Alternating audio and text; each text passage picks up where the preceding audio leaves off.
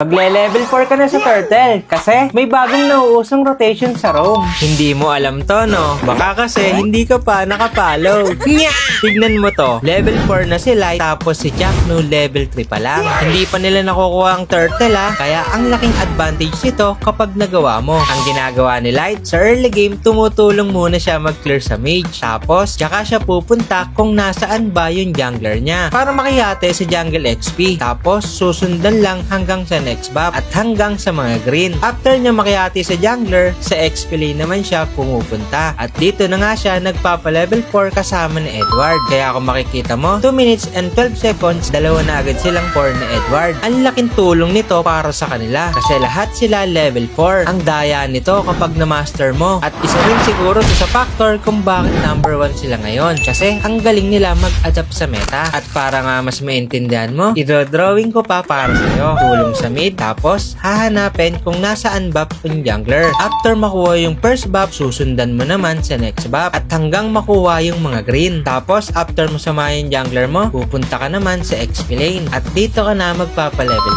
4. At yun lang, huwag kang matakot na makakaagaw ka ng XP sa kakampi mo. Hindi yun. Kung ano yung nakukuha niyang XP, yun lang din yung makukuha mo. Pwera nga lang sa jungle. Syempre, iba pa rin yung nakukuha nilang XP. At yun lang. Sana may natutunan kayo. Sana makatulong.